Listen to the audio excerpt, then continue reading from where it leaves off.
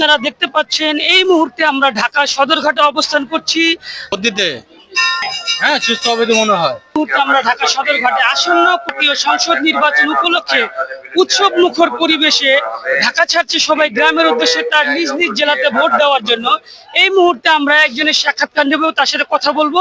আশাবাদী মানে সুস্থভাবে ভোট হলে অবশ্যই ভোট দিতে পারবো। কিন্তু অনেক পরে 17-20 বছর পরে যাচ্ছি ভোট দিতে, এটা মানে ঈদের থেকে আনন্দ বেশি লাগছে। ভোট দিতে যাচ্ছি, আমি নতুন ভোটার, তরুণের অহংকার। তো বিভিন্ন রকমের প্রতিশ্রুতি দিচ্ছে সবাই, তো আমি সবাইকে দৃষ্টি আকর্ষণ করে বলবো যে আপনাদের প্রতিশ্রুতি যেন বাস্তবায়ন হয়, আর আমরা নতুন ভোটার যারা আছি তারা যেন ভোট দিতে পারি সুন্দরভাবে, সুষ্ঠুভাবে।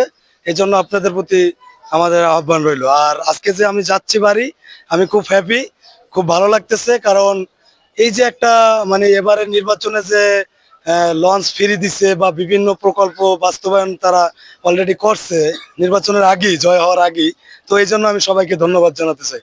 আরেকটা হলো আমি খুবই খুশি, বাড়ি যাচ্ছি নিজ জেলায় ভোট দিতে।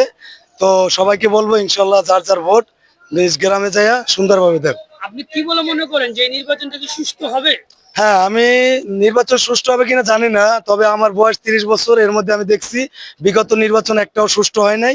এবার আশা করি যে নির্বাচনটা যেন সুষ্ঠু হয়, সুন্দর হয়, সমৃদ্ধ হয় এবং আমাদের নতুন প্রত্যাশার নতুন আলোচনা আমরা আরো আগে ভোট দেওয়ার চেষ্টা করছি কিন্তু দিতে পারিনি, এইবারই প্রথম ভোট দিব বলে আশা করতেছি। আপনি কি মনে করেন এই নির্বাচনটা সুষ্ঠু হবে বলে আশা করেন? হ্যাঁ, আমি মনে করতেছি এবার ইলেকশন সুষ্ঠু হবে। নির্বাচন উপলক্ষে আমি 3 দিন ছুটি পেয়েছি। হ্যাঁ হ্যাঁ হ্যাঁ, যোগ্য প্রার্থী আছে বলে আমি আশা করছি ভোট হবে ইনসাফের পক্ষে।